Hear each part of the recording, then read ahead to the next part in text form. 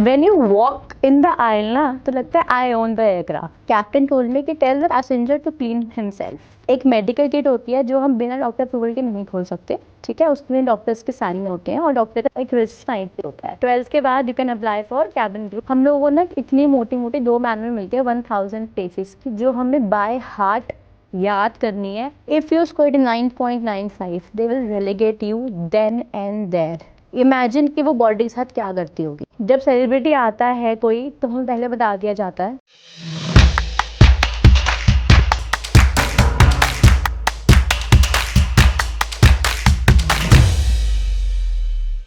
नमस्कार दोस्तों, एक बार फिर हम आप लोगों का स्वागत करते हैं अपने नए पॉडकास्ट में। और आज का जो पॉडकास्ट है बहुत ही धमाकेदार होने वाला है, क्योंकि आज जिस इंडस्ट्री के बारे में हम बात करने वाले हैं, हिंदुस्तान में क्या पूरे विश्व में हर व्यक्ति चाहता है कि उस इंडस्ट्री का पार्ट बने। कहीं ना कहीं उस इंडस्ट्री से कोई भी अछूता नहीं रह सकता है। और आज हम बात करने वाले हैं एविएशन इंडस्ट्री की। और आज जो हमारे बीच में गेस्ट उपस्थित हैं उनका नाम है स्वाति तिवारी। और चलिए उनका स्वागत करते हैं। स्वाति जी, आपका स्वागत है हमारे पॉडकास्ट में। Thank you so much Rahul. So hi Rahul, hi Manoj, I am Swati and I've started my career with aviation industry for last 6 years. 6 साल मैं हैदराबाद बेस में थी। मैंने हैदराबाद से अपनी फ़्लाइंग करी थी और उसके बाद मैं दिल्ली आई। मैंने 3-4 महीने दिल्ली से फ्लाई करा and then I left aviation and I join corporate. So yes, this is what about aviation for me as of now. And जितना हम जाएंगे डिटेल में उतना ज़्यादा मैं आपको बताऊँगी कि एविएशन क्या है, एविएशन में कैसे आ सकते हैं and what not. Okay, thank you for the introduction. Thank you. And चलो स्टार्ट करते हैं पहले क्वेश्चन से, ठीक है। और जब एविएशन का नाम आता है तो सबसे पहला जो वर्ड या जो शब्द लोगों को सुनाई आता है या जो लोग मतलब बहुत बार सुनते भी हैं, that is cabin crew, right. तो मैं ये नहीं चाहूंगा पहले कि हम वहां से स्टार्ट करें कि क्या चाहिए होता है कि कैबिन क्रू कैसे बने, लेकिन कैबिन क्रू होता क्या है, विल स्टार्ट फ्रॉम देयर। तो व्हाट डू यू नो? सो अच्छा, एज अ लेमैन मैं आप लोगों से पूछती हूँ यार, जब मैं कैबिन क्रू नहीं थी तो मुझे लगता था कि कैबिन क्रू क्या होता है। कैबिन क्रू मतलब लोग शायद फ्लाई करते होंगे, चिल लाइफ होती होगी और बहुत घूमने को मिलता होगा, यही सोचते हैं हम एज अ लेमैन लैंग्वेज।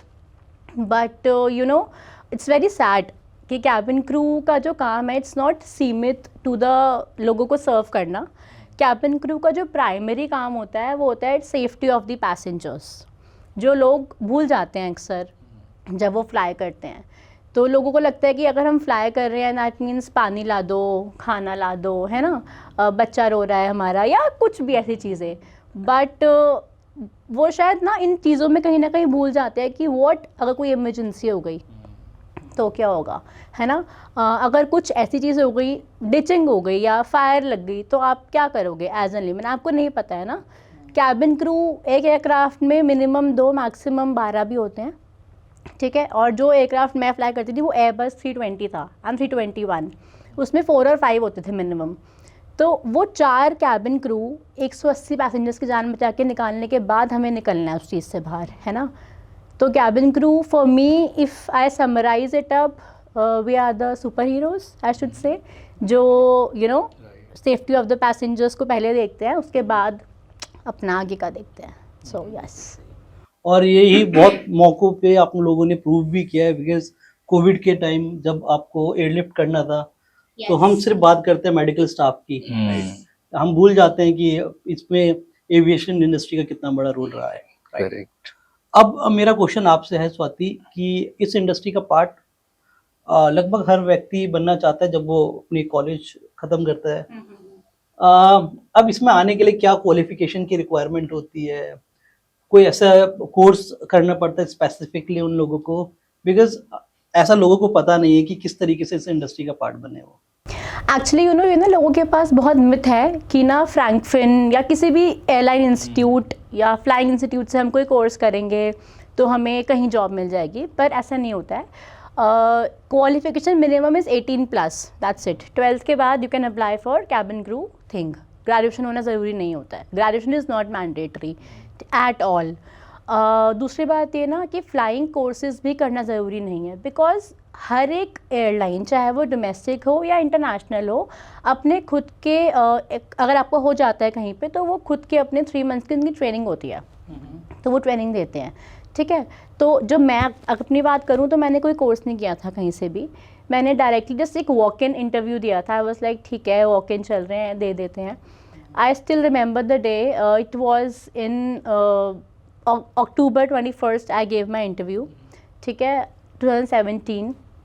उस टाइम पे 550 लड़कियां आई थी इंटरव्यू के लिए, I remember.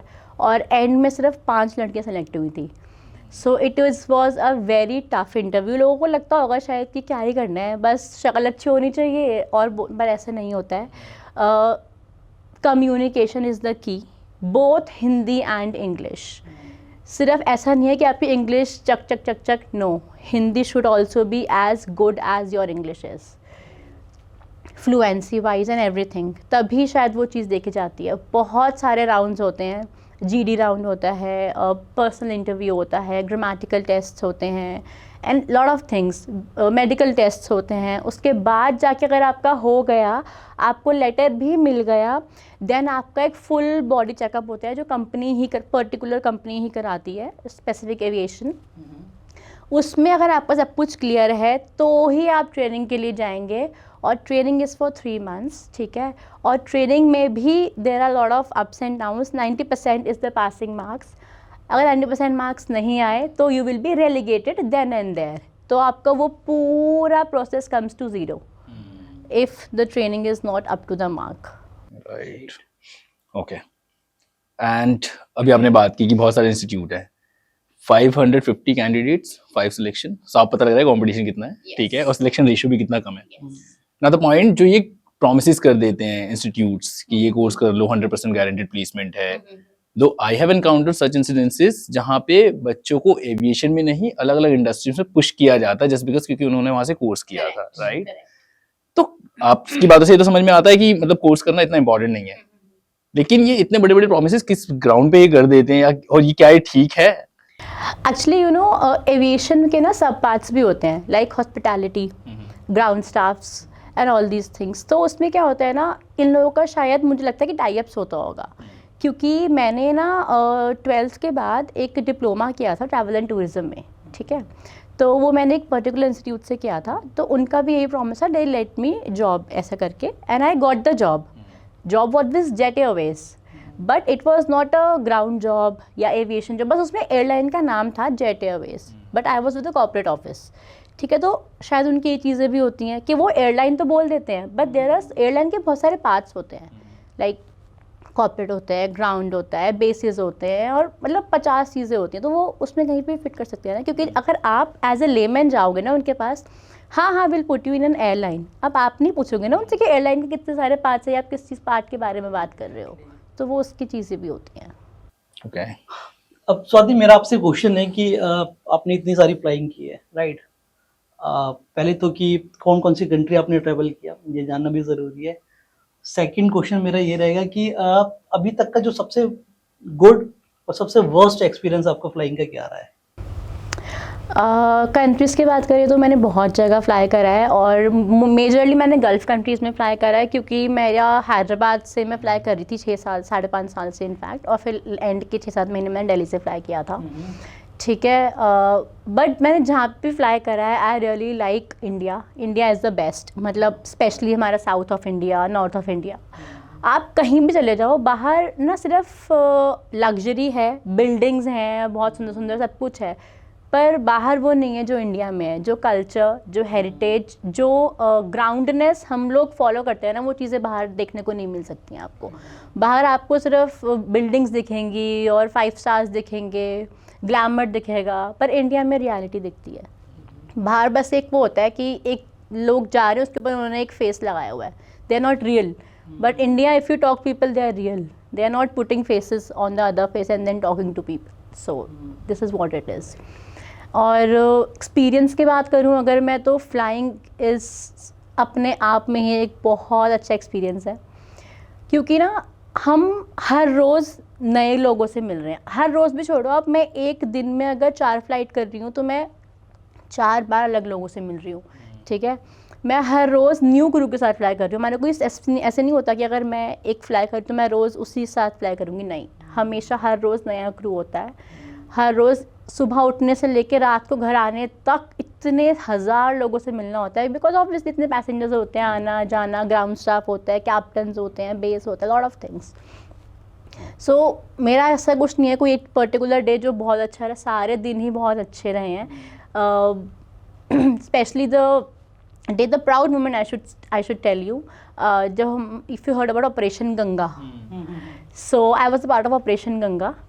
So we went to that particular country and we brought people back from there, and पूरी फ्लाइट में वंदे मातरम, जय हिंद के वो हो रहे थे, and it was really good. मतलब इतना प्राउड होता है, इतना ऐसा लगता है कि okay I have done it, हम लोगों को लेकर आ रहे हैं वहाँ से वापस. So it's like a good experience.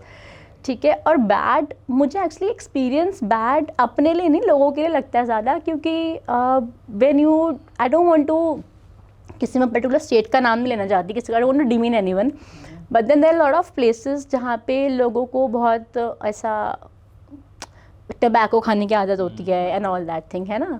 तो I still remember that day. तो लास्ट रो थी, लास्ट रो के पीछे थोड़ी सी ना बल्क हेड होता है, जगह होती है, उसमें ना हम लोग अपने एक्सटेंशन रखते हैं कार्ट के, जो हमारी जो रोल आउट होती है उसके ऊपर जो रखा नहीं होता है वो, तो वो रखा हुआ था. उनको नहीं पता होगा ऑब्वियसली कि पीछे क्या रखा है, and he spit that thing पीछे की तरफ. उस टाइम कोविड चल रहा था, आई रिमेंबर, मतलब कोविड के बाद ही फ़्लाइट स्टार्ट हुई थी. 24 मई से फ़्लाइट स्टार्ट हो गई थी हमारी, 3 जून का दिन था. मैं हैदराबाद पुणे हैदराबाद फ़्लाइट कर रही थी. सो जो पुणे के बीच में एक हॉल्ट था, जहाँ से वो पैसेंजर्स आए थे, तो उन्होंने शायद वो पीछे स्पिट कर दिया. अब हमारी टेक ऑफ हो गया, सर्विस के बारे, मैंने वो निकाला, मुझे लगा कि ये क्या है, and then obviously it was very gross, so I put it back. तो मैंने, आई कॉल्ड माई क्रू, हमारी ना फ्लाइट में एक लीड कैबिन क्रू होती है जो सब कुछ चेक करती है, तो मैंने उन्हें कॉल करके बोला कि मैं सर्विस नहीं करूँगी, यहाँ पे ना ऐसे ऐसे है. अब शी इज़ लाइक कि सर्विस करना तो मैंडेटरी है, वो तो करनी पड़ेगी. मैंने कहा but I am not going to clean this. Then I call the captain told me कि tell the passenger to clean himself. तो अब अजीब हो जाता है थोड़ा सा, तुम कैसे बोलोगे, because it does not look good, you are in service industry, you can't tell passenger ऐसे करके ये करके, तो ऐसे लेट इट बी. अब अच्छा नहीं लगता ना ऐसे बोलना. So I just took it out, I clean it myself whatever, and then मैंने बस सर्विस नहीं करी है, बस क्लीन करके वापस रख दिया, ताकि जो ग्राउंड स्टाफ है उनको ऐसा ना दिखे कि मतलब वो भी इंसान ही है, राइट, इनको नहीं अच्छा लगता है. Then I somehow did my service and I went back. As soon as the flight landed I told that passenger, मैंने कहा सर ये ना कोई ऐसा बस के बाहर की खिड़की नहीं है, ठीक है, ऐसा कोई पब्लिक ट्रांसपोर्ट नहीं है. तो जब आप फ्लाइट में आते हैं ना, तो एक डेकोरम मेंटेन करना होता है, आप ऐसे कुछ भी नहीं कर सकते. और अगर आपको ऐसा कुछ करना है मुझसे पूछो, क्या पता मैं आपको सोल्यूशन दे दूँ. We have a air sickness bag जिसमें लोग, मतलब if you not feeling good, nausea, vomiting, तो उसमें आप स्पिट कर सकते हो. तो आई हैव थिंग्स, एक बार पूछो तो सही, ऐसे कुछ भी मत कर दो. सो yes, this is what it is. और आपने स्टेट का नाम नहीं बताया, बट मैं गेस कर सकता हूँ कौन सा स्टेट होगा. हाँ, मतलब I don't want to demean anyone, but then yes, this is what it is. Okay. And Swati, any incident जहाँ पे आपने इमरजेंसी इनकाउंटर किया हो, कि ऐसी कोई सिचुएशन बनी हो जहाँ पे आपने पैसेंजर को या आपके क्रू ने आपके साथ साथ हेल्प किया हो, या फिर इमरजेंसी का मतलब क्या रोल होता है? I really want you should put some light on that as well, ताकि जो लोग देख रहे हैं एटलीस्ट उनको पता लगे कि मतलब रोल सिर्फ सर्व करना नहीं है, क्योंकि उससे ज्यादा बड़ा रोल कुछ और है. एग्जैक्टली. एक्चुअली टच वुड, अभी तक तो कुछ ऐसा नहीं हुआ कि हमें डिचिंग करनी पड़ जाए या फिर क्रैश लैंडिंग का कुछ सिनारियो बने, नहीं. बट हाँ, हेल्थ इश्यूज फ्लाइट्स पे काफ़ी हुए हैं, और एक्चुअली हफ्ते में 2 हफ्ते में ना ये मतलब काफ़ी कॉमन हो गया था, specially when you flying long routes like Delhi Riyadh 6.5 hours 7 hours flight, Istanbul 7 hours. तो उसमें ना पैसेंजर्स को बहुत हार्ट की दिक्कत होने लगती है, जिनको पहले से प्रॉब्लम होगी शायद, या जो भी उनकी हिस्ट्री रही होगी उस हिसाब से. सो दिल्ली से मैं फ्लाई कर रही थी. There was this passenger, we were flying Delhi to Jeddah.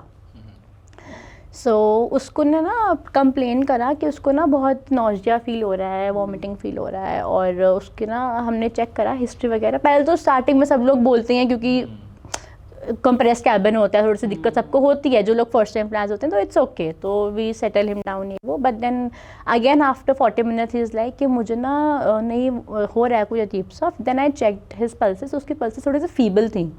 That means उसको एंजाइना पेक्टोरिस शायद उसके सिम्टम्स थे, साइंस थे, सिम्टम्स तो नहीं थे. एंड देन जब हमने उससे पूछा उसकी हिस्ट्री, तो ही टोल्ड अस कि उसकी हार्ट की हिस्ट्री है and all these things. we were about to give him the medicine, but luckily we have found doctor on board. तो जब कुछ भी ऐसा सिनारियो होता है ना, हेल्थ रिलेटेड इशू, वो चीज़ें जो कि हमें मेडिकल किट खोलने में मजबूर कर दें, उससे पहले हम एक बार अनाउंसमेंट कर देते हैं डॉक्टर्स की, if we have any doctors available on board they can come and check. क्योंकि एक मेडिकल किट होती है जो हम बिना डॉक्टर अप्रूवल के नहीं खोल सकते, ठीक है. उसके लिए डॉक्टर्स के साइन होते हैं और डॉक्टर का एक रजिस्ट्रेशन आईडी होता है, वो चाहिए होता है. तो बिना उसके वो नहीं खुलता है. तो doctor was there on board and we open the kit and we perform the things. तो हाँ, ये चीज़ें होती हैं ऐसे करके. Aviation, air hostess, cabin crew, इन सब की अगर बात आती है ना, जैसा अभी आपने मेंशन किया कि उसमें उसके साथ साथ ग्लैमर भी आता है, राइट. सो ग्लैमर का कोई पार्ट ऐसा आप डिस्कस करना चाहते हैं कि आपने फर्स्ट टाइम एक्सपीरियंस किया हो, या फिर जो ज्वाइन करने वाले हैं इस इंडस्ट्री को, इस पॉडकास्ट सुनने के बाद उनको इस चीज़ों को भी ध्यान में रखना चाहिए? कुछ बताना चाहते हैं हमारे आप व्यूअर्स को? एक्चुअली ग्लैमर का तो पता नहीं, बट जब हम when you walk in the aisle ना, तो लगता है I own the aircraft, you know. सब लोग तुम्हें देख रहे हैं. Let's admit everybody watches the crew, right. And when you walk in between the ऐसे passenger and aisle, and you walk with that heels and the buns and the, you know, when you walk, that walk is a pride, you know, and everybody is looking at you, and then you walk. तो वो मेरे लिए तो वही glamour है कि okay, मतलब you know, I get the chance, it's my aircraft and you are sitting in my aircraft, I own this, so yes, this is what it is. उसके बाद आप लोगों का जो स्टे होता है वो कैसे, मतलब 5 स्टार होटल्स में होता है, 4 स्टार होटल में होता है, वो सारा कौन बेयर करता है, उसका जो भी एक्सपेंसेस है, कुछ इसके बारे में? तो जो हमारा स्टे होता है वो कंपनी बेयर, सारे एक्सपेंसेस बेयर बाय कंपनी. क्योंकि अगर मैं अपने बेस पे नहीं हूँ, मतलब मैं फ्लाई कर रही हूँ, चाहे मैं फ्लाई कर रही हूँ या नहीं कर रही हूँ, अगर मैं अपने बेस पे नहीं हूँ मतलब मैं, company is liable for me. अगर मैं अपने बेस पे आ गई मतलब वो मेरा बेस है, मैं वहीं पे रहूँगी, ठीक है. अगर मैं अपने फ्लाई कर रही हूँ तो मतलब कंपनी ही सब कुछ देखेगी जब तक मैं वापस हैदराबाद नहीं आ जाती. तो अगर मैं सपोज़ फ्लाइट करी एक हैदराबाद बॉम्बे गुवाहाटी, ठीक है. अब गुवाहाटी से I can't fly any more, मेरा ले ओवर लग जाता है गुवाहाटी में 2 दिन का. तो 2 दिन मैं एक पर्टिकुलर प्रॉपर्टी में रहूँगी. Yes, it is a 5 star property, not beyond 5 star property. और उसका सारा एक्सपेंस, हमारा ब्रेकफास्ट, डिनर, लंच, सब कुछ A to Z will be bear by company till cab तक. जब भी मेरे वापस फ्लाइट होगी तो वहाँ से cab and then to airport will be by company. जब तक मैं बेस पे नहीं आ जाती, इट इज़ ऑल कंपनी. उसके बाद आने के बाद इट्स मी. तो ऐसा होता है. ओके, चलो नेक्स्ट क्वेश्चन पे आता हूँ मैं, ठीक है. Out of the list, dark side of the industry पे बात करते हैं, ठीक है. So we are talking all about the positives, कि बहुत सारे की ग्लैमर की हमने बात करी, and there are lot of positives that we talked about. Stay luxury होता है पूरा, है ना. Now what are the dark sides, because you are the person who is coming from the industry, you know insides out. So क्या dark sides आपके हिसाब से, अगर कोई भी इस इंडस्ट्री को ज्वाइन करना चाहता है या ज्वाइन करने वाला है, उसके दिमाग में ये चीजें हों पहले से कि हाँ यार ये पॉइंट भी हैं जो कि मेरे को बाईपास करने पड़ सकते हैं इन फ्यूचर? तो सबसे फर्स्ट चीज़ तो मैं बोलूँगी कि ना, ये सोच के मत आना कि अगर मेरा ट्रेनिंग में, इंटरव्यू में हो गया है तो मेरा फ्लाइंग तक भी हो जाएगा. ऐसा ज़रूरी नहीं है. क्योंकि मैंने स्टार्टिंग में मेंशन किया था कि हमारी ट्रेनिंग्स होती हैं, और ट्रेनिंग्स ना बहुत टफ होती हैं. हम लोगों को ना इतनी मोटी 2 मैनुअल मिलती है 1000 पेजेस की, जो हमें बाय हार्ट याद करनी है. एंड ऑन का द का ऑन नहीं हो सकता. मतलब बिल्कुल ऐसे अगर मैं वो पढ़ूँ तो ऐसा लगेगा कि वो बोल रही है जो मैंने लिखा है. इतना ज़्यादा A to Z प्रिसाइज होता है. It has to be verbatim, no? Yes, precisely एक चीज़, एक मतलब एक चीज़ has to be like that. 90% marks has to be there. It is for IndiGo airlines. DGCA के हिसाब से 75% is fine, but for IndiGo उनके थोड़े स्टैंडर्ड्स हाई हैं, there like 90%. If you scored 9.95, they will relegate you then and there without giving a second chance. No matter क्या आप कितने ही अच्छे थे हर चीज़ में. और ये ना रेलीगेशन बिल्कुल एंड में भी हो सकता है, बिल्कुल ग्रेजुएशन से 1 दिन पहले हो सकता है. तो बिल्कुल मत सोच के आए कि अगर मेरा इंटरव्यू में हो गया है तो वाह अब तो मैं क्रू बन गई. नहीं, अभी बहुत लंबा रास्ता है, ठीक है. और हेल्थ, लोगों को लगता है कि हेल्थ में कुछ प्रॉब्लम्स नहीं आती हैं. हेल्थ विल बी फाइन, मैं जिम कर लूँगी, मैं डाइट कर लूँगी, मैं हेल्थ नहीं. Health is the major issue, जिस वजह से लोग बहुत क्विट कर देते हैं एविएशन, क्योंकि लोगों को सूट नहीं करता। चलो उसके बाद मैंने उससे कोप अप लिया, सब कुछ हो गया, and then comes the major part, flying. You are in the compressed cabin for more than 12 hours, ठीक है। वो जो कि मैं एक दिन की बात कर रही हूँ, इमेजिन कि हम महीने में कितना फ्लाई करते हैं, हम कितना ज़्यादा कंप्रेस्ड कैबिन में रहते हैं। इट हैज़ आर्टिफिशियल ऑक्सीजन, ठीक है, आर्टिफिशियल एयर जो हम अपने साथ ऊपर कैरी करते हैं। इमेजिन कि वो बॉडी के साथ क्या करती होगी, है ना, क्योंकि अगर हम थोड़ी देर ऑक्सीजन सिलेंडर भी लगाते हैं तो हमारी कुछ टाइम बाद यहाँ पे ना वो हो जाते हैं, बॉयल्स हो जाते हैं, निशान हो जाते हैं। बट अब तुम इतने सालों तक एक कंप्रेस्ड कैबिन में हो, ठीक है, एक आर्टिफिशियल ऑक्सीजन के साथ हो। इमेजिन कि हमारी बॉडी के अंदर क्या चलता होगा। आप लोग कभी कभी हिल्स पे जाते हैं, माउंटेन्स पे जाते हैं, तो जो आपके चिप्स पैकेट्स होते हैं या खाने में कितनी फिज़ हो जाती है, कभी नोटिस करा है कितना ज़्यादा उसमें वो हवा हो जाती है, कितना ज़्यादा, है ना, क्योंकि वो एयर प्रेशर होता है, और वो भी रियल एयर प्रेशर होता है, आर्टिफिशियल भी नहीं होता। अब इमेजिन करो कि आप इतनी ऊपर, इतने हज़ारों फीट फ्लाई कर रहे हो, आपके पास आर्टिफिशियल प्रेशर है, आपके पास रियल प्रेशर है। हमारी बॉडी के साथ क्या होता होगा, है ना, बॉडी के अंदर कितना ज़्यादा एयर प्रेशर होता होगा। क्योंकि मुझे याद है जब हम फ्लाई करते थे इतनी ऊपर, हम अगर पानी की बॉटल पूछते तो वैसे ना फिस्ट, जैसे फिस्ट नहीं खोलते वैसे होता है, जबकि पानी है, बट पानी में फिस्ट नहीं होनी चाहिए बिकॉज वो एयर प्रेशर होता था अंदर। तो बॉडी के साथ इमेजिन वो क्या करता होगा। तो ना वो फटाफट रिएक्शन नहीं होता, it will take lot of time, years, but then it will show slowly and steadily. ये बहुत बड़ा डार्क साइड है। देन रिलेशनशिप्स, स्लीप साइकिल्स, लोगों को लगता है कि ओह वाओ बहुत मज़ा आएगा, यू नो, अब घूमेंगे, चिल करेंगे, बट हमारी स्लीपिंग साइकिल इतनी ख़राब हो जाती है because you have to work 24 hours a day, ठीक है। आई अंडरस्टैंड कि हमारे कुछ DGC के रूल्स हैं, जैसे 12 आवर्स का क्रू को देना ही देना है रेस्ट, उससे पहले वो फ्लाई नहीं करा सकते चाहे कुछ भी हो जाए। बट 12 आवर्स में कुछ नहीं होता, क्योंकि मैं लैंड करने के बाद 12 आवर्स हुए ना, मैं लैंड करके घर गई, मेरा आधा घंटा चला गया, मैं फ्रेश हुई, कुछ खाया पिया, मैं 2-3 घंटे चले गए, मैं सोई। अब मैं सोई भी कैसे कि मैं सपोज़ आफ्टरनून 3 o'clock सोई, रात को 10 बजे सो के उठी, कुछ खाया, मेरी सुबह 2 बजे फ़्लाइट है, अब मैं कैसे सोऊंगी यार, मतलब समझ रहे हो। अब तो स्लीप साइकिल पूरी ख़राब हो जाती है, बॉडी को आदत पड़ जाती है, बट देन वो आदत तो ठीक है, बट वो लॉन्ग टर्म के लिए बहुत प्रॉब्लम करती है वो चीज़ें, है ना। तो ये चीज़ें होती हैं। And then people who are in relationships, उनको लगता है कि ओके ठीक है हो जाएगा, but time, communication, even with families, you know, you are not. I remember पिछले 6 साल में ना मैंने एक भी दिवाली अपने घर पे नहीं मनाई, एक भी दिवाली, एक भी न्यू ईयर, एक भी होली, मतलब not even a single festival I have been at home. I was always in Hyderabad, either flying or with my flatmates. I was never in Delhi with my parents, never. तो मैं वापस आई तो मेरी first Diwali थी after 6 years with the family.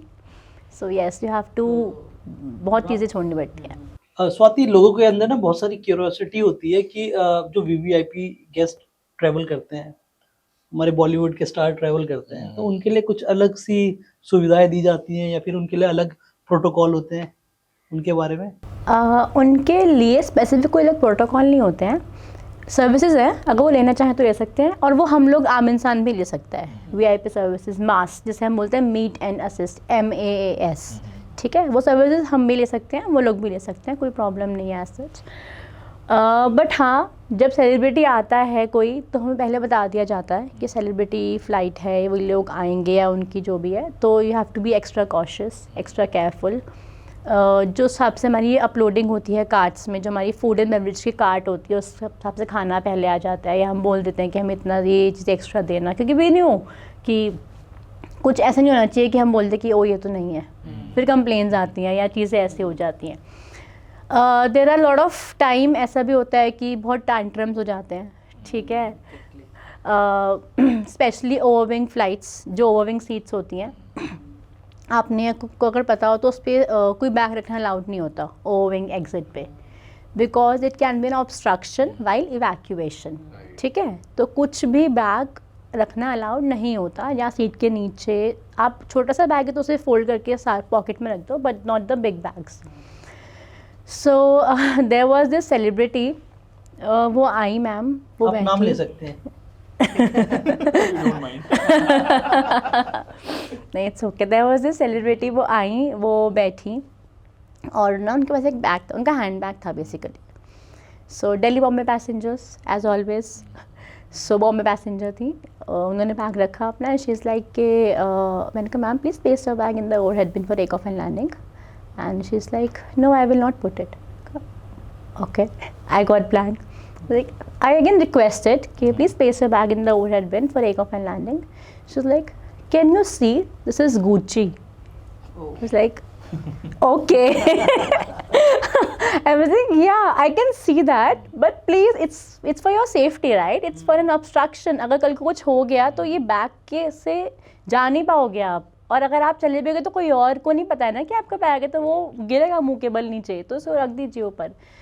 तो काफ़ी problem हुई, बहुत उनको बोलना पड़ा। उसके बाद वो एंड में जाके मानी, एंड आई वाज लाइक ठीक है आप सीट चेंज कर लो, अगर आपको नहीं, नो प्रॉब्लम, आप अपनी सीट चेंज कर लीजिए, अपने पास रखिए, कोई दिक्कत नहीं है। I have paid for the seat, like कुछ तो करना पड़ेगा अब। Then somehow she kept it, but then yes, this is what it is. तो शूट के बाद आपको नाम बताना पड़ेगा, ठीक है। तो अभी तक कितने चलो ठीक है, हम सेलिब्रिटीज की बात अगर हमने स्टार्ट की है इस तरीके से, कितनी सेलिब्रिटीज के साथ आपने फ्लाई किया है? कोई ऐसा अच्छा मोमेंट उनके साथ? क्योंकि मैंने देखा है कि क्रूज उनको कुछ हैंड रिटन मैसेज भी लिख के देते हैं, उसके बारे में बताना चाहेंगे आप कुछ? हाँ बिल्कुल। तो अच्छा, मैंने कभी नहीं दिया ऐसे किसी सेलिब्रिटी को hand written message, to be very honest, because मुझे ना ऐसा लगता था कि यार ठीक है वो सेलिब्रिटी हैं, अच्छी बात है, गुड फॉर देम, बट जब हम लोग फ्लाई करते हैं तो लोग हमारे साथ एक पिक्चर क्लिक कराते हैं, तो हम भी सेलिब्रिटी हैं, तो मैं किसी को नहीं दूंगी कुछ लिख के, ठीक है। तो मतलब ठीक है, वो अपनी अपनी उसके बाद होती है। सो कोविड के बाद की बात है, Sonu Sood was in my flight. जितना उनके बारे में सामने आता है ना कि यू नो ही इज़ ये ऐसा है वैसा है, मतलब वो उनसे शायद बहुत अच्छे हैं, यू नो। वो first seat, I still remember the flight, वो फर्स्ट सीट पे बैठे थे। फर्स्ट सीट पर थोड़ी सी लेग स्पेस ज़्यादा होती है, ठीक है। उनका वो और उनका manager was flying, I guess 7th या 8th रो पर there was this pregnant lady sitting, वो ना मिडिल सीट पे बैठी थी and she was flying alone. तो अब थोड़ी सी दिक्कत होती है मिडिल सीट पे बैठने के लिए प्रेग्नेंट लेडीज़ को, तो उन्होंने मुझे अप्रोच किया, मतलब मुझे ऐसे नहीं कैबिन क्रू को अप्रोच किया। उन्होंने बोला कि कोई सीट खाली है या फिर जहाँ मैं शिफ्ट हो जाऊँ, कोई बाजू वाली सीट खाली हो या फिर आयल सीट हो या फिर कुछ ऐसा। तो एक सीट थी पर वो इमरजेंसी एग्जिट पे थी, वो हम उनको नहीं दे सकते थे बिकॉज ऑब्वियसली। तो हमने बोला ठीक है चेक कर लेते हैं, लोगों से चेक किया, nobody was ready to give their seat to that lady, ठीक है। तो ना मैं ये चीज़ आगे ना अपनी क्रू से डिस्कस कर रही थी, और मेरी आवाज़ इतनी तेज़ थी कि शायद उन्होंने सुन लिया है, जो भी मुझे नहीं पता। He was sitting on an both the aisle seats, like तो दोनों आइल सीट में उनका मैनेजर और वो बैठे हुए थे। तो मुझे नहीं पता था कि वो उनका मैनेजर है। मैं उनके पास गई, मैंने उनको बोला कि एक प्रेग्नेंट लेडी है पीछे हैं, तो आप एक बार कोशिश करेंगे अगर आपको स्वैप करनी हो seat. Then he is like oh you know I have paid for the seat, और ये वो इज़ लाइक ओके। अब मैं उन्हें क्या बोल दूँ, because he has paid for extra for the seat, right, I can't force anyone. I was about to go and say कि नहीं हो सकता है, आप थोड़ा सा मैनेज कर लो या कुछ भी है। इतने में that person Mrs Sood, he told me कि ma'am where is she sitting, I will go and sit. So I was like no sir, you have paid for the seat, it's okay. The moment I said this, he told me ma'am I have also paid for the humanity, I will go and sit. I was like okay. Imagine he being a superstar, he went to 7th row, he sat there, बीच वाली seat पे, वो भी इतना दो लोगों के बीच में, it was not, ठीक है, मतलब ऐसा कुछ नहीं है कि बहुत वो है, but then you know it is just being humble. Yes, celebrities तो बिल्कुल भी नहीं करते हैं, and he's just being so humble, so not on screen but off screen I should say. Okay Swati, मैंने सुना भी है और सबको पता भी है कि अगर किसी और कंट्री में किसी की डेथ हो जाती है, ठीक है, उनको बॉडी अपनी इंडिया लेकर आनी होती है उनके रिलेटिव्स को, तो उसका क्या प्रोसीजर है? और ऐसा कुछ एक्सपीरियंस आपके साथ हुआ हो इन फ्लाइट जो कि आप बताना चाहेंगे, थोड़ा हॉरिफाइंग स्टोरी हो, इस तरीके की कोई बातें?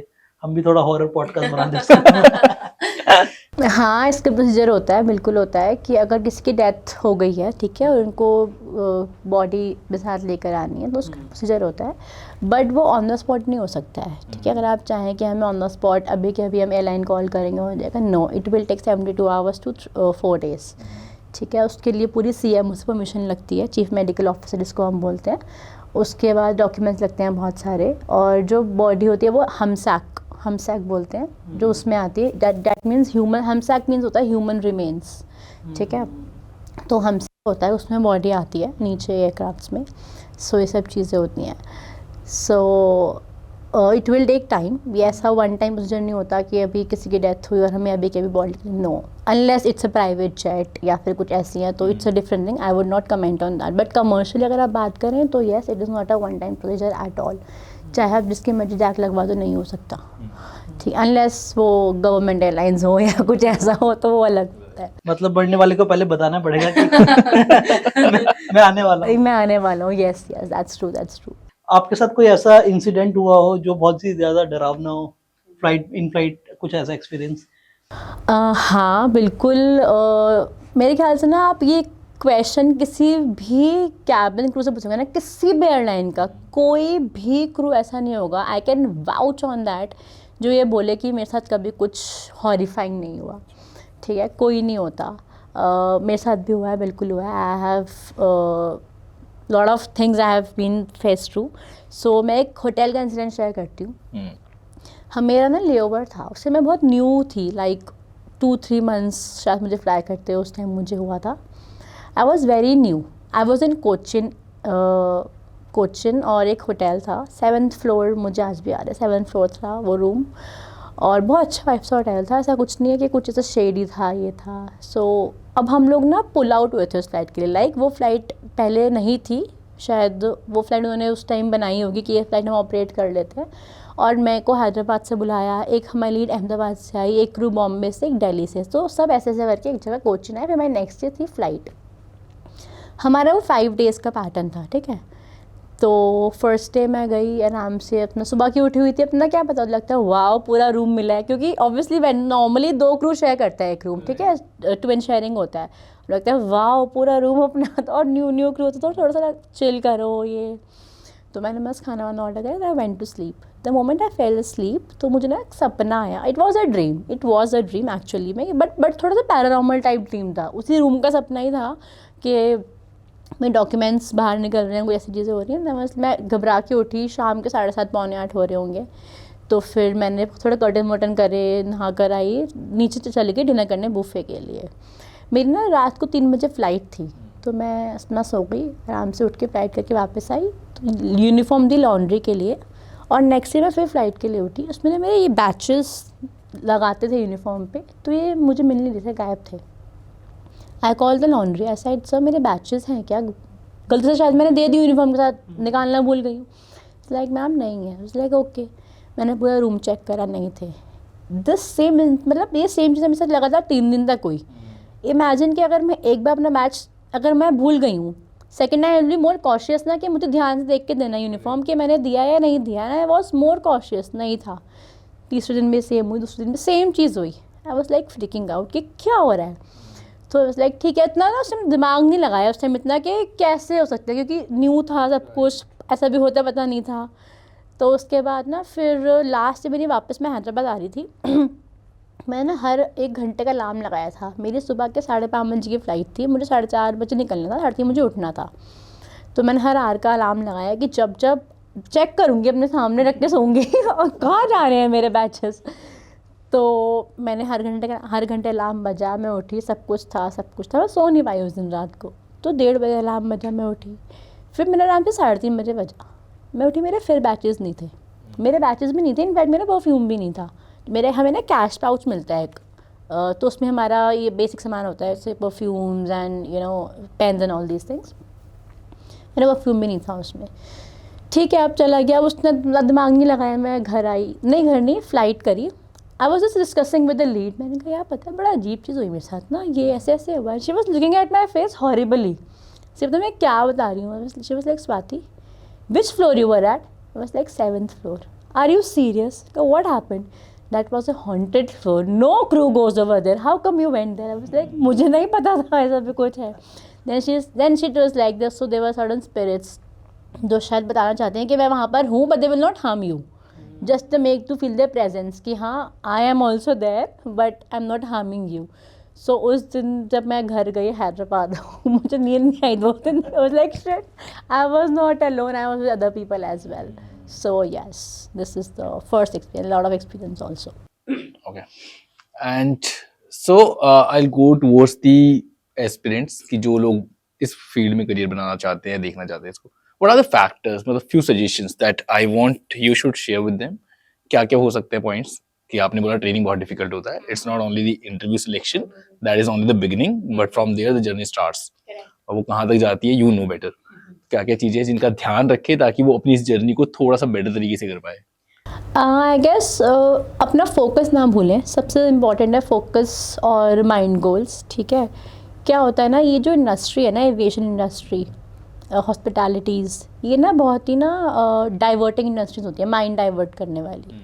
ठीक है, you meet as I told you lot of people, lot of glamour, and now it's you should not forget the first day you gave the interview with the goal. You have to be with that goal to the end of the time once you are there with the industry. क्या होता है ना, लोग starting में interview दे देते हैं. अब जैसे मैं हूँ, मैं कहीं इंटरव्यू देने गई हूँ, यार प्लीज़ हो जाए, मेरे को ये करना है, मुझे वो करना. At the moment I got selected ना, ठीक है ना, I will take it for granted now कि यू नो अब तो हो गया है ना, अब तो कर ही लेंगे, ये आदत है, अब तो चिल करेंगे ना, अब तो हो गया है. बट आप जिस मूवमेंट के साथ इंटरव्यू देने आए थे ना, वो जो मोमेंट है, वो जो एस्पिरेंट थी, वो चीज़ ना एंड तक अपने साथ रखो, तो शायद तुम्हारा फोकस माइंड एक ही जगह पे रहेगा. अगर आप वो चीज़ को लूज़ आउट कर दोगे ना, तो फिर तो लूज़ आउट कर ही दोगे हर चीज़ को, फिर तुम उसे ग्रैब नहीं कर सकते. This is the main and major thing I guess, कि अपना मोटो मत भूलो बस. अब इसमें और क्लैरिटी लेने के लिए एस्पिरेंट्स की बात की मनोज ने, तो हम पर्क्स की बात कर लेते हैं. Right, domestic flight, international flight के पर्क्स में क्या डिफरेंस है, क्या रेंज होती है स्टार्टिंग में जब वो जॉब स्टार्ट करते हैं, तो उसके बाद लेओवर्स के अगर उनको कुछ एक्स्ट्रा मिलते हैं, तो इसके बारे में हम क्लैरिटी के साथ बताएं, सो दैट लोगों को ये और ज़्यादा क्लियर हो जाए कि उनको इस इंडस्ट्री में आना है या नहीं आना. Right, sure. सो पहली बात तो ये ना कि ऐसा नहीं होता कि स्टार्टिंग में 1 लाख रुपए मिल रहे हैं. नहीं गाइस, ऐसा नहीं है. लोग बहुत सोचते हैं कि वाओ 1 लाख रुपए सैलरी, 2 लाख. नहीं, ऐसे नहीं होता. हाँ, कुछ बेसिक सैलरी होती है, ठीक है, एक पर्टिकुलर सैलरी होती है. लेट्स से 50,000 रुपये किसी की बेसिक सैलरी है, ठीक है, वो आपको मिलेगा ही मिलेगा. अब ना हर एक एयरलाइन का एक क्लॉज होता है. And since I talk about Indigo, Indigo में था minimum 40 hours is the flying time for 1 month. तो आपको मिनिमम 1 महीने में 40 आवर्स फ्लाई करना ही करना है, तो आपकी वो बेसिक सैलरी आपके पास आएगी. ठीक है, अब आप 40 आवर से ऊपर जाते हो ना, तो एवरी आवर का अलग पे आउट होता है. ठीक है, डोमेस्टिक फ़्लाइट हो गुड, इंटरनेशनल हो अमेजिंग, बिकॉज वो लंबी फ़्लाइट्स होती हैं. राइट, तो उसके पैसा अलग मिलता है. अब आपने बात करी थी डोमेस्टिक इंटरनेशनल पर्क्स की, तो उसमें कोई डिफरेंस नहीं होता, क्योंकि हम दोनों ही चीज़ें सिनेरियो में अपने बेस से बाहर हैं. राइट, मैं बेस में नहीं हूँ, चाहे डोमेस्टिक में हूँ चाहे इंटरनेशनल में हूँ, तो बेस से बाहर ही हूँ. तो वो मेरा होगा लेबर अलाउंस काउंट, वो मेरी सैलरी में नहीं आता. तो मैं अगर जितने भी दिन ले अपने बेस के बाहर हूँ, 15 दिन, महीने के 10 दिन या 5 दिन भी, तो वो जो मेरे लेओवर के पैसे होते हैं वो मेरे हर मिड ऑफ द मंथ में आते हैं. जैसे मोस्टली कंपनी में ट्रैवल अलाउंस आता होगा मिड ऑफ द मंथ में, चीज़ें आती हैं, तो हमारे लेओवर्स के ऐसे मिड ऑफ द मंथ में आते थे वैसे. अदरवाइज जो सैलरी होती है वो पूरी नॉर्मल जैसे आती है 30th 31st वैसे ही आती है, और with the extra flying hours. अगर बात करें कि जिन्होंने करियर अभी स्टार्ट किया है, तो वो क्या कितना मान के चले कि उनको पहले मंथ में कितनी सैलरी आएगी? देखो, स्टार्टिंग में दे will not let you fly much, because अभी आप सीख रहे हो, है ना. और स्टार्टिंग के 10 डेज आपकी 2 डेज आपकी होती है fam flights, which is called familiar flights. उसमें आप फ्लाइट पे जाओगे, पर आप कुछ काम आप असिस्ट करोगे. सारे क्रू उतने ही होंगे, अब एक एक्स्ट्रा क्रू फ्लाइट में आएगा. ठीक है, आप अपने जूनियर क्रू को, सबसे जूनियर जो होगा फ्लाइट में, उसको असिस्ट करोगे, उसके साथ रहोगे फ्लाइट पे कि कैसे करना है, क्या करना है, ऑल दीज थिंग्स. उसके बाद आपकी जब फैम फ्लाइट्स क्लियर हो जाती हैं ना, फिर आपको एग्जैक्टली फ्लाइंग का वो मिलता है अप्रूवल. तो स्टार्टिंग के 1 मंथ की अगर मैं बात करूँ, तो आपकी बेसिक सैलरी ही आती है स्टार्टिंग के 1-2 महीने. थोड़ी सी ज़्यादा आ जाएगी लेओवर, क्योंकि मिलता ही मिलता है layover, you will get any how, but domestic. ठीक है, आफ्टर सर्टेन 2 महीने बाद, 3 महीने बाद आपको नॉर्मल मिलना. मतलब अगर एवरेज मान के तो 40-50,000 रुपीज से स्टार्टिंग है सैलरी, 60 से है 50 से स्टार्टिंग है. राइट, यहाँ तक लोगों को क्लियर हो गया. करेक्ट. अब लोगों के को मिथ भी है, या फिर हो सकता है कि ये सच भी हो, अल्कोहल कंजप्शन कुछ आवर पहले करना चाहिए, उसका कोई टेस्ट होता है, ऐसा कुछ मैंने बहुत सुना है, और अगर उसमें आप फेल हो गए तो कुछ ऐसा होता है उनके साथ? ओके, सो क्या होता है ना, 12 आवर्स का एक ड्यूरेशन होता है। उससे पहले आप, जैसे सपोज मैं एक फ़्लाइट पे हूँ, ठीक है, मैंने ना ले ओवर कर लिया है। अब मेरी जो नेक्स्ट, मैं शाम को 6 बजे पहुँची हूँ, मेरी नेक्स्ट फ़्लाइट ना अब अगले दिन रात को 2 बजे है, तो आई have lot of time, I can consume alcohol, I can do party और वॉट एवर। बट अगर मेरी अगली फ़्लाइट 12 घंटे के अंदर अंदर ही है तो I can not consume alcohol, क्योंकि हमारा BA which is called breath analyser test, वो हर फ्लाइट से पहले होता है, domestic international no matter what, हर फ्लाइट से पहले एक टेस्ट होता है। उसकी रेटिंग शुड भी 0.00%। अगर वो 1 पे भी है तो भी आप फ्लाई नहीं कर सकते। कभी कभी पता है हमें जो बोल जाते हैं, जैसे नेल पेंट में अल्कोहल होता है ना, रिमूवर में अल्कोहल होता है, परफ्यूम्स में अल्कोहल होता है। तो कभी कभी ऐसा भी होता था कि क्रू का रेटिंग आ जाता था, बट वो शी हैज़ नॉट ड्रंक या अल्कोहल, ऐसा कुछ नहीं था। बट देन उसको में भी एक प्रोटोकॉल है उस चीज़ का भी, उसमें भी they will make your crew sit for 15 minutes, उसको बोलते हैं ब्लैक कॉफ़ी पियो, 15-20 मिनट्स बैठो, and then again with the fresh machine, new machine निकलती है उसके लिए और न्यू ट्यूब निकलती है, उसमें से उसको वापस टेस्ट करना होता है। तो नहीं आता ऑब्वियसली, इतनी सी चीज़ के लिए अगर तो वापस से वो करेगी तो नहीं आएगा। बट लेट्स से कि अगर कोई सच में ही पॉजिटिव है, ठीक है, सच में कोई अंडर इन्फ्लुएंस है, फाउंड गिल्टी है, तो फिर उसके लिए डायरेक्ट 3 मंथ्स का ग्राउंडिंग हो जाती है, ठीक है। 3 मंथ्स तक you can't fly, it will be a leave without pay, no matter how many leaves you have, it will be a grounding for 3 months. Plus हम लोगों को ना एक स्टाफ ट्रैवल मिलता है, इंडिगो में मिलता है, और वेरी लग्जरी स्टाफ ट्रैवल, बहुत सही है वो, मतलब फॉर यू और for your family, maternal paternal what ever, you just have to pay the taxes and you can fly anywhere and ample number of time। ऐसा नहीं है कि एक बार चले गए, एक दिन में 10 बार जाओ तुम अलग अलग जगह, कोई प्रॉब्लम नहीं है। तो वो भी कट जाता है for next 6 months. So 6 months तक आप ब्लॉक हो जाओगे स्टाफ ट्रैवल से, आप you can not fly, your parents can not fly any more, या जहाँ पे भी है, and you will B ground for 3 months. फिर 3 मंथ्स बाद आपकी ट्रेनिंग होती है, रिफ्रेशर अगेन, और अगर वो ट्रेनिंग में नहीं हुआ then tata bye bye, relegated. So this is the protocols. तो लोग बहुत ही सोच समझ के ऐसी चीज़ें करते हैं। वाइज केबिन क्रू के लिए सारे प्रोटोकॉल्स ना, कैबिन क्रू, क्या कॉकपिट क्रू, दोनों के लिए, पैसेंजर्स के लिए नहीं है। नहीं पैसेंजर्स के लिए नहीं है। कुछ तो गिने जाते हैं। हाँ, बट पैसेंजर्स के लिए ये है कि अगर वो इंटरनेशनल से कुछ ड्यूटी फ्री से they bought liquor, so they can't open it on board.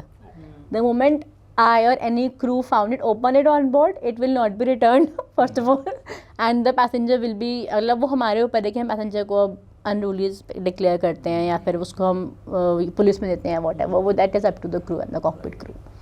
Swati, मैं जानना चाहूंगा कि बहुत सारे पैसेंजर ऐसे होते हैं जो कि फ्लाइंग के लिए ब्लैक लिस्टेड भी हो जाते हैं, राइट? अब उसका क्या प्रोसीजर है, क्यों ब्लैक लिस्ट होते हैं? आपके इस फ्लाइंग के जर्नी के दौरान कुछ ऐसे लोग हैं जो ब्लैक लिस्ट हुए हैं, या फिर आपने किन्हीं को कराया है ऐसा? नहीं, मेरी जर्नी के दौरान कोई ऐसा ब्लैक लिस्ट तो नहीं हुआ है, ठीक है, जो मैंने 6 साल में कुछ देखा नहीं है। हाँ, अनरूली पैसेंजर्स होते हैं, ठीक है, डिस्ट्रप्टिव पैसेंजर्स होते हैं जो ऑन बोर्ड आते हैं, जो हमारे हाथ में होता है जिनका कि हम उनको पुलिस के पास देना चाहते हैं या हम उनको अनरूली डिक्लेयर, तो lot of things are there. But black listed तुम यूं ही नहीं हो जाते, black list is a very big thing, है ना। तो उसके लिए या तो उन्होंने कुछ ऐसी बहुत ही बड़ी चीज़ कर दी है कि नाउ तो they can not fly any more, like hoax calls जो आजकल चलती हैं, this is something a black list thing. या फिर अगर तुम्हें होक्स कॉल्स नहीं तो होक्स टॉक्स, लाइक अगर तुम फ्लाइट पे बैठ के बोल रहे हो कि अरे इसमें बॉम्ब है, मैंने देखा है यार, ऐसे तुम this is a black list thing. इतनी बड़ी, इतनी मेजर बात हो जाए तो talk about unruly and disruptive. Then अगर ना, ये थोड़ी सी टेक्निकल टर्म्स है, अंडरस्टैंड, बट अगर मैं इसको सिंप्लीफाई करूँ तो जब तक जहाज़ हमारा ऑन ग्राउंड है और दरवाजे खुले हुए हैं, ठीक है, और कोई भी पैसेंजर किसी भी तरह की बदतमीज़ी करता है या फिर बात नहीं सुनता है, कुछ भी ऐसी चीज़ जिसके लिए उसको बाहर निकालना पड़े जहाज़ से और दरवाजे खुले हैं, उसको हम बोलेंगे डिस्ट्रप्टिव पैसेंजर। द मोमेंट जहाज़ के दरवाजे बंद हैं और उसने वही सेम हरकत रिपीट करी तो वो हो जाएगा अनरूली, क्योंकि अब वो कैबिन क्रू देखेगा। हमारे प्रोटोकॉल्स अलग हैं, हमारे फॉर्म्स उसके अलग फिल होते हैं, ठीक है, और दरवाजे अगर खुले हैं जहाज़ के और वो चीज़ उसने वो करी तो उसके प्रोटोकॉल अलग है, क्योंकि वो ग्राउंड स्टाफ देखता है, वो CISF देखता है, सिक्योरिटी स्टाफ देखता है, तो उसके प्रोटोकॉल्स अलग हैं। तो ये चीज़ सिंप्लीफाई करने के लिए। जब हम इंटरनेशनल फ्लाई करते हैं तो आई गेस कि आप लोगों को एक स्पेशल ट्रेनिंग होगी कि बहुत सारे लोग हैं जो बहुत सारी चीज़ें स्मगलिंग करते हैं बाहर से। क्या आप लोगों के पास ऐसी ट्रेनिंग होती है कि आप लोग भी उनको सस्पेक्ट कर सके, या फिर कुछ ऐसा अगर कोई कोई ऐसी एक्टिविटी कर रहे हैं उसके लिए कुछ ऐसा कोई आपकी कोई ट्रेनिंग होती है कुछ? नहीं, कोई ट्रेनिंग नहीं होती है सच, ठीक है, सारी ट्रेनिंग सेम होती हैं, डोमेस्टिक इंटरनेशनल फ्लाइट सबकी ट्रेनिंग्स इक्वल होती हैं। But yes, we have been asked to profile the passengers, ठीक है। अब प्रोफाइलिंग कैसे होती है पैसेंजर्स की या किसी भी इंसान की प्रोफाइलिंग? आपने देखा होगा क्रू खड़ा होता है दरवाजे पे, है ना, गुड मॉर्निंग, गुड नाइट या बाय बाय या वट एवर, जब आते वक्त welcome to IndiGo, thank you for flying with IndiGo या वट एवर। तो जब पैसेंजर आता है ना, वी प्रोफाइल द पैसेंजर्स। इससे दो चीज़ें होती हैं, ठीक है। अगर वो विश नहीं करेगा तो भी ठीक है, करता है तो भी ठीक है, ठीक है। दो चीज़ें ये होती हैं कि फ़र्स्ट कि मैं उस पैसेंजर को देख रही हूँ कि अगर कल कुछ इमरजेंसी हो जाए तो मैं डायरेक्टली उसी के पास जाऊँगी, मुझे कहीं और देखना नहीं पड़ेगा, बिकॉज मैंने उसको प्रोफाइल करा हुआ है, वो फिजिकली फिट है, वो ये दरवाज़ा कर सकता है, वो सब कुछ कर सकता है, ठीक है। फर्स्ट थिंग, तो मैं उसको प्रोफाइल कर रही हूँ, तो अगर कुछ होता है तो I directly go to him, I will not waste my time, यार अब कौन है इसको ढूंढूँ, I will not do this. Second, profiling में क्या होता है ना, जब कुछ ऐसी चीज़ें लोग करते हैं ना तो उनकी बॉडी थोड़ी सी अलग होती है, बॉडी लैंग्वेज, यू नो, कुछ तो अलग होगा ही, दे आर नॉट नॉर्मल। चाहे उनका बोलने का तरीका या कुछ भी सस्पिशियस ज़रूर होता है, 110% होता ही है। तो you will get to know like this. और ना ये एक दिन के में नहीं आता, it will take time, obviously for me also it took time, but it will not take you more than 3 or 2 months। तो मैं मैक्सिमम बोल रही हूँ, बिकॉज तुम एक दिन में इतना फ्लाई करते हो, इतने लोगों से मिलते हो, तुम हो जाते हो प्रो फिर एक टाइम के बाद ना। तो फ्लाइट्स में होता है, मेरी फ्लाइट्स में थे कुछ ऐसी चीज़ें जब हुई थी, तो उसमें ना पैसेंजर को बताते नहीं है। लैंडिंग के बाद we got a call from captain कि I am opening the door but don't let anyone walk out of the aircraft. आप पहले एक सिक्योरिटी पर्सनल आएंगे, उस इंसान को लेके जाएंगे, उसके बाद ही डी बोर्डिंग चालू होगी। तो हम उनको ऐसे बोलते नहीं, उनके पासपोर्ट्स हमारे पास होते हैं, वो हमें ग्राउंड सब दे के जाता है, तो हम उसको बाद में हैंड ओवर करते हैं। This is what it is. Activity मतलब आपकी जर्नी में, मतलब इस फ्लाइंग जर्नी में हुई थी? नॉट एज सच एक्टिविटी, मतलब डिपोटीज थे वो लोग, शायद वो लोग कहीं पे गए होंगे और उन्होंने वो पर्टिकुलर वीज़ा गलत लगवाया होगा, या फॉल्स वीज़ा जो आजकल चलते हैं उनके थ्रू चले गए होंगे, या झूठ बोल के लगाया होगा, तो उनको वापस भेज दिया जाता है अगली फ़्लाइट से। तो उनके पासपोर्ट वगैरह हम लोगों के पास ही होते हैं, तो हम उनको नहीं देते हैं अनलेस कुछ ऐसा होता नहीं है, तो सब चीज़ें होती हैं। तो स्वाति, आपका समय देने के लिए, कीमती समय देने के लिए बहुत बहुत शुक्रिया, ठीक है। और मैं आशा करता हूँ कि आप दोबारा हमारे पॉडकास्ट में ज़रूर आए, आपसे बात करके बहुत मज़ा आया। थैंक यू सो मच, मुझे बहुत अच्छा लगा and I am very happy कि यू नो इसके माध्यम से, इसके थ्रू लोगों को मिथ और रियलिटी में फ़र्क समझ में आएगा कि क्रू एक्चुअली में होता क्या है, क्रू का काम क्या होता है ना। क्रू बस आंखें खोल के क्रू नहीं बन जाते हैं इसमें की पीछे की बहुत मेहनत होती है जो लोगों को नहीं दिखती है। सो आई एम ग्लैड कि शायद लोगों तक पहुंचेगी ये चीज़ और लोग समझेंगे कि it's not an easy job and not a cake walk, it take efforts. I hope कि आपने विजनरी वॉइस बॉक्स का ये पॉडकास्ट एंजॉय किया होगा और एविएशन के बारे में आपको बहुत सारे इंसाइट्स आप मिल चुके होंगे। और इसी तरीके की पॉडकास्ट एंजॉय करने के लिए आप हमारे चैनल को सब्सक्राइब कर सकते हैं, और अगर आपको हमारे पॉडकास्ट अच्छे लगते हैं तो अपने लोगों के साथ जरूर शेयर कीजिए। और again the same good news जो कि हमने अपने लास्ट पॉडकास्ट में भी दी थी कि अगर आप हमारे पॉडकास्ट में आके कुछ वैल्यूएबल शेयर कर सकते हैं तो वी आर इनवाइटिंग यू, हमारी डिटेल्स डिस्क्रिप्शन बॉक्स में है। और अगर आपको लगता है कि मैं या राहुल आपके पॉडकास्ट पे आगे कुछ वैल्यूएबल शेयर कर सकते हैं तो अगेन सेम ईमेल आईडी पे आप हमें ईमेल कर सकते हैं। Thank you so much, will see you in the next podcast.